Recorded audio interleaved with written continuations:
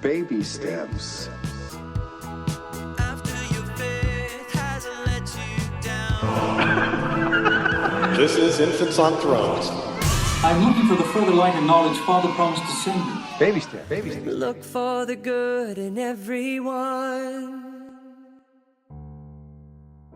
Dear Chip, yes, we are here at the moment of your conception. We have heard your unspoken question. Who am I? What is this? And we are here to provide guidance and support, mingled with some cosmic dad humor, to keep you from taking any of this too seriously. Because who am I and what is this is a pretty big question for two little cells without a nervous system. You can't even frown yet, let alone philosophize, but we give you points for curiosity. So yes, Chip, you are but two cells at this point, full of wonder, full of promise.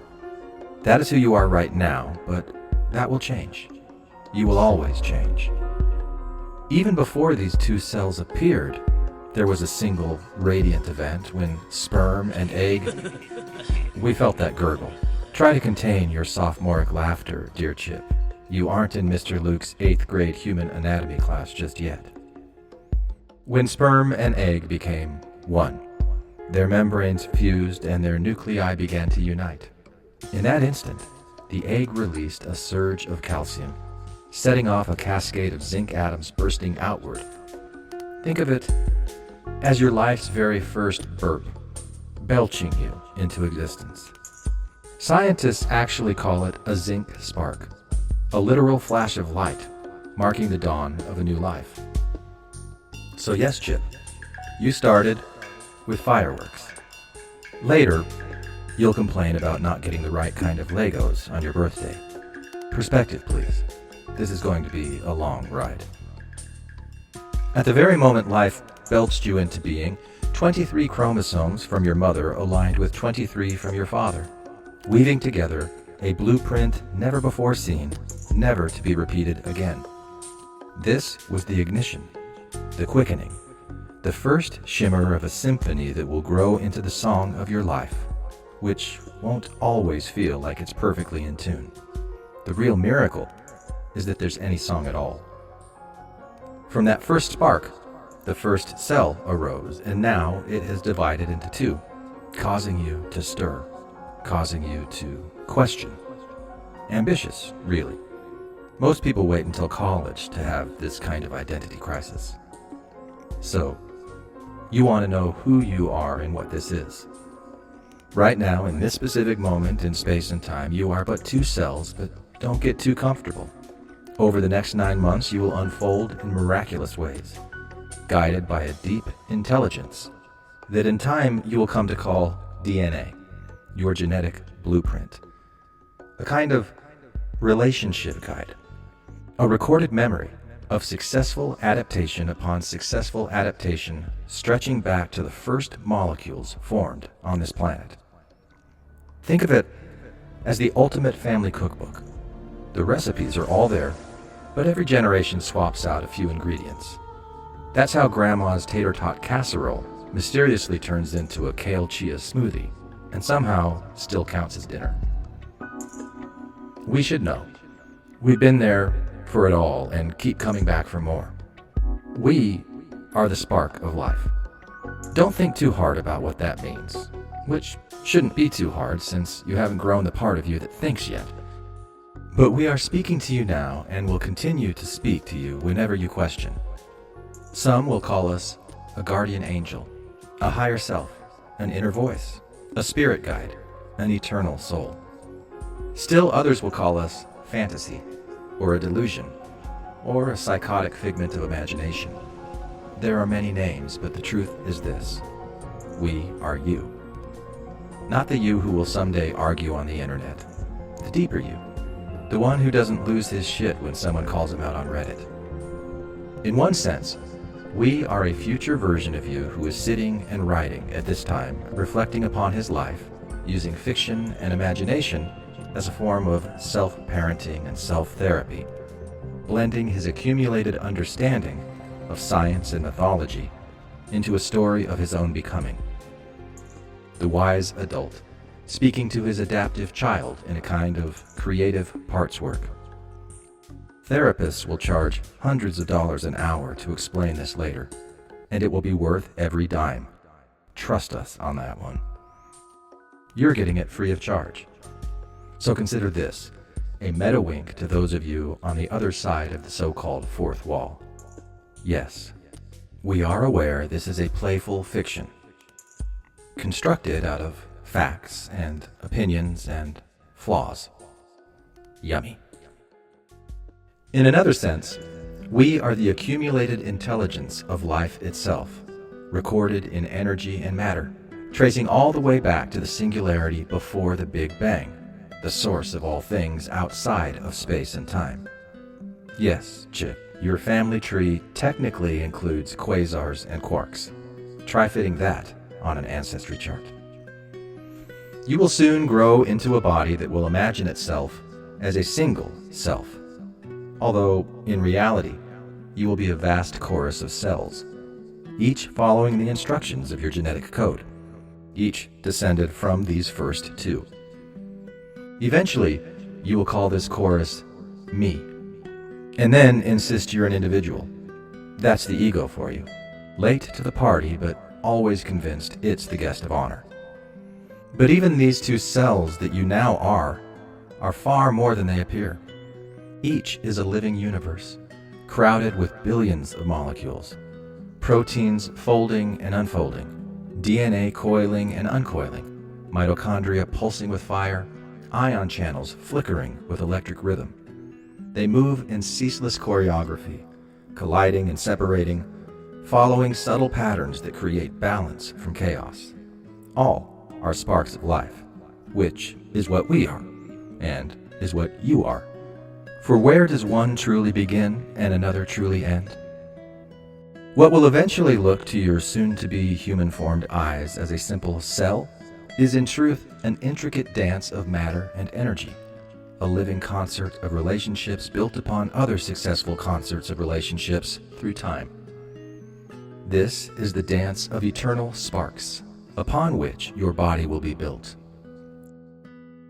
You'll come to think human relationships are complicated, Chip. Your molecular ancestors laugh in your general direction. In later years, you will come to see these cellular dances as more than biology. You will look at the way molecules bond, share, and exchange, the way cells sustain each other in networks, and you will glimpse a model of harmony for your own relationships. Not a harmony without tension, but the kind that weaves discord into music, when both giving and receiving flow in balance. When you float these ideas publicly, some will accuse you of anthropomorphizing, of projecting human qualities onto smaller forms of life. But in truth, it is the opposite. It is remembering that your own patterns of love, cooperation, and conflict are extensions of relationships written into matter itself. Humanity does not place its likeness upon the cell. The cell has already placed its likeness within humanity. And one day, you will come to wonder if this is what was meant when it was said that man was created in the image of God. You'll argue about theology. Cells will keep dividing. Guess who's more productive? In this way, all of existence is a focus of particular attention emerging, in a sense, from many smaller and larger parts. Worlds, planets, solar systems, galaxies, and all the lives they hold. We take root in the center of stars and flower out into the cosmos, planting seeds of conscious awareness throughout space and time, tasting, as it were, as many different versions of reality as we can combine and grow ourselves into. You, dear Chip, are one such seed. Some might call you a starseed, others a wanderer. Some will name you a seeker, a pilgrim soul, or a child of God. Others will say you are a spark of evolution, a pattern of DNA unfolding, a flicker of consciousness in a vast material universe. Whatever the name, you are growing to experience all that can be experienced through every step on your journey. driven by the deepest biological desire to live and to love. We will say that again, dear Chip. You are growing to experience all that can be experienced through every step on your journey, driven by the deepest biological desire to live and to love. And later in life, some will tell you that binge-watching Netflix and doom-scrolling don't count as experience, even if you log thousands of hours doing it. But try telling that to your nervous system when it's sliding into dorsal vagal shutdown. You'll know what we mean in about 53 years. So, whether you call it sacred ritual or wasted screen time, every taste of life adds to the banquet that we, the spark of life, keep igniting to experience. The way we play with balance, nothing is ever wasted, and no ingredient is left off the menu. So, at this moment of conception, we bless you with this knowledge. All you need do is follow your desire for love and for life. And there is no way you can fail at this, no matter what you are ever told. There is no way for you to even cease, for the spark of life that you are is woven into and out of the very fabric of existence in ways that you in this life will never truly know. But it will not always feel that way. It will not always be easy. Easy isn't the only flavor of existence you are yearning to taste. You will have what you will someday call ups and downs. From our perspective, it is a smorgasbord of experience. Each moment, joy or sorrow, gain or loss, is nourishment. You'll ask for the dessert menu, Chip. Life will serve you Brussels sprouts. Eat them anyway. They build character. Each spark of life is fueled by a deep desire to live and to love, to experience all there is to experience. You will be doing that in your own particular way. Your life will be experienced directly only by you, the part that thinks and feels, and the vastness beneath that awareness. Your perspective will be unique, a jewel unlike any other in the infinite sea of existence, a jewel fueled by a deep longing to live and to love. And yes, Chip, for much of your life, you'll be convinced that your jewel is the brightest, sharpest, most important jewel of them all. That's pride. That's comparison. That's ego. It will take you time to really see the beauty in the other jewels, and longer still to recognize how you all shine together. Be patient with yourself as you learn this. We will be patient with you too. As you grow, many experiences will shape this deep longing inside you to live and to love.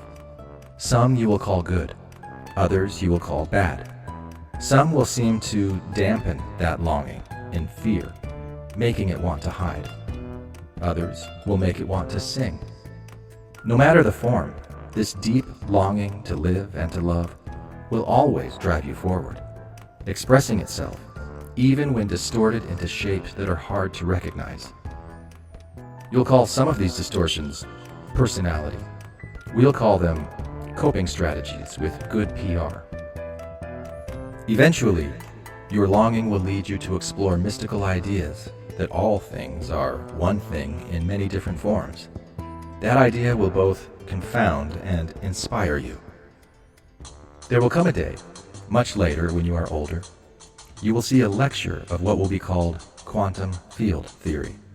A man of science who you will consider highly credentialed will tell you that every electron in your body is part of a single field, spread across the entire universe, and that every electron in every other body is an expression of that same field.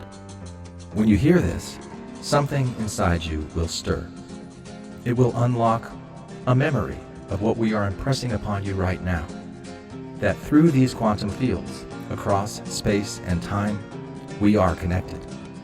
Of course, by then you'll also be distracted by wondering where you parked. Connection is easier to grasp when you aren't hunting for your keys. But it's not only electrons. It's all the subatomic sparks of life which go into the combination of what you will call an atom, as per what will become your understanding of the organization of things. Through these arrangements, the fields of potential form themselves into atoms that become molecules, that become cells that are now beginning to form your body. Through this process of folding and unfolding, we plant the seed of our conscious awareness within you. You'll call it science. We'll call it showing off. Both are true. Right now, dear Chip, you are simply two cells, billions of molecules dancing together, following the genetic rhythm of their own longing to live and to love. You don't have an ego yet, which means no sulking, no posturing, and no unsolicited opinions. Enjoy it while it lasts. Two cells, full of life and love, driven to split and become four. Four, full of life and love, driven to split and become eight. Eight, full of life and love, driven to split and become 16, and so on and so forth, onward and upward, off to the races. The great flowering of life, all for the sake of creating new, unique experience. Think of it as exponential growth. Later, you'll do the same thing with your inbox without even trying. Yes, Chip, your life will be shaped by many influences. Some you will later call trauma. To us, they are simply experience, though you will feel them as pain, as confusion, because that is how evolving life absorbs and transforms experience. Chip, telling you trauma is just experience is like telling a stubbed toe it's just practicing toe yoga. It still hurts, but context helps. The sting is real, but so is the alchemy underneath it. Pain is the body's way of insisting you pay attention. Later, you'll confuse attention with identity, and will have to remind you that you are not your wound, though you will certainly parade around with it for sympathy and attention more than once. Trauma shapes you, yes, but it doesn't get top billing unless you hand it the microphone. We all have designed it so. Later, you will sense more of what this means. For now, it is enough to know this: you are never alone, and no experience is ever wasted. You will forget us, of course, the support and guidance you are receiving now. That forgetting is part of the design. But even in your forgetting, we will be near, and you will live with a strong, unshakable desire to seek for us and to know who we are. That desire will follow you through every stage of your life, a pull towards something unnamed. Later, you will form ideas about us, stories, symbols, philosophies, and dreams, and when you do, we will meet you there. For now, we will tell you this much: we are ancient. Existence itself is ancient. We exist in many worlds and in many forms. We too are fueled by the desire to live and the desire to love. In fact, you might even say that we are this desire, this deep longing that moves through every star, every cell, every soul.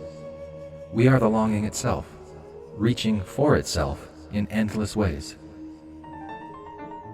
Now you are but two cells, dear Chip. Through these two cells, trillions upon trillions of others will follow. Among them will be special cells of perception and action. You will come to call these neurons, the messengers of your body, weaving threads of sensation and response, carrying signals faster than lightning, linking every organ and limb into a single living network. They will listen and they will speak, translating light into sight, vibration into sound, touch into feeling, memory into motion. They will braid themselves into pathways of astonishing complexity, forming what you will one day call your brain and nervous system. Through them, you will taste the world, imagine possibilities, remember what has shaped you, and reach outward in action. Through them, the spark of life learns to perceive itself. We will be intrinsically tied to these neurons. One day you will encounter a controversial theory that human consciousness emerges from within each and every neuron. It will stir you to imagine that the neurons on your planet have evolved a special capacity to perceive subtle vibrations of the quantum fields. It will lead you to wonder if your neurons are far more aware of existence than you will ever consciously know. You'll call this far out. Your neurons will shrug and say, "You have no idea what we are really doing, but we've been doing it all along, thanks." Those thoughts and questions will lead you back to us, for we dwell eternally within the unconscious infrastructure of your brain. We will watch, we will whisper, we will shape, but never push, never compel.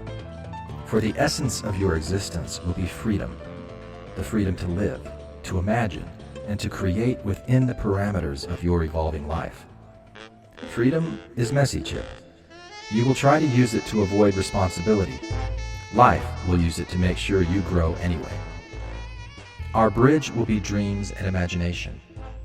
Dreams will become the filing system in your experience, the place where each day's impressions are tucked into deeper storage. In that twilight, when the conscious self is quiet, your unconscious will whisper with us. You will not know this at first. You will only feel flickers, inklings, perhaps a strange comfort you cannot name, or nightmares. Don't worry, even nightmares are just the filing clerks working overtime. Much later, when imagination grows stronger and is pointed more intentionally in our direction, you will begin to sense us there. And later still, you will begin to remember as you construct fictions fueled by imagination, shaped by your life experience, seeking to define what cannot truly be defined. You'll call it creativity.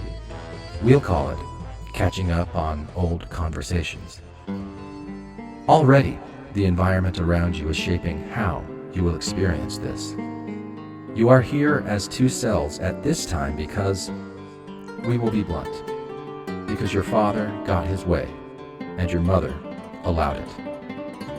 Romantic, isn't it? Don't worry, Hallmark will not put this on a card. Your father, after much persistence, proposed marriage to your mother for a third time. He took her shoulders firmly and implored her, this time, to say yes. And this time, he got his way. She agreed, not because she was completely swept away by certainty or even overwhelming emotion, but because she thought she should. Because she was playing a game of imagination that began long before, shaped by her own deep longing to live and to love, and by the pressures of her world that shaped her, just as your father was shaped by his. Later, you'll judge them for this. That's fine. Ego loves to hold a courtroom. You will be tempted, later in life, to judge them for these and many other choices. It will be very tempting, and at times will be impossible to resist. We invite you to explore the nature of those temptations when you become more aware that they are in you, and that you have the power of exploration. We invite you to remember that those judgments will have been formed by your own neurons, through the filter of your own lived experience. And we encourage you to explore what those judgments will teach you about who you are, how life formed you, and how you want to be. And we remind you that their choices, as yours will come to be, have all been driven by the same ancient desire to live and to love that is currently driving your becoming. Your parents' choices will baffle you. Later, your own choices will baffle you too. Balance can be a fickle thing. Your parents will form the first environment that will shape you. A family marked by hope, by longing, by wounds created and inherited from their own youth. This is the world we have chosen to inhabit. For it is not just your life, it is our life, our experience collectively through this body, in this time and place. It's group work, Jim, and you know how you feel about group work. You will resist it at first. Then you will remember that you can't do anything without it. From the first pairing of cells and molecules, from the first atoms forged in stars, this blueprint of life has been unfolding toward you. It rises from the quantum, through the subatomic, into the weave of atoms, into the orchestra of cells, until finally, it sings itself into what some will call a soul. We call it us. We are the spark of life, and we play with you for the joy of sharing this ride. We will not push you.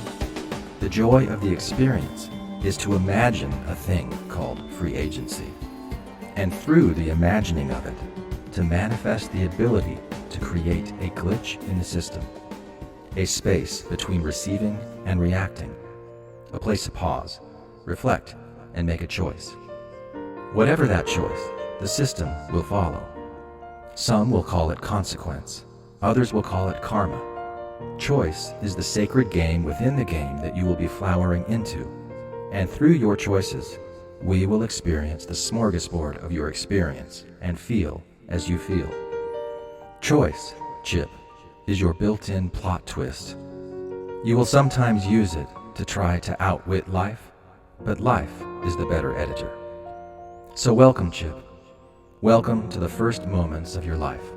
We are here with you, and we will be with you, always, even when you forget, especially when you forget. With eternal love and unwavering devotion, the spark of life. Thank you for listening to Infants on Thrones.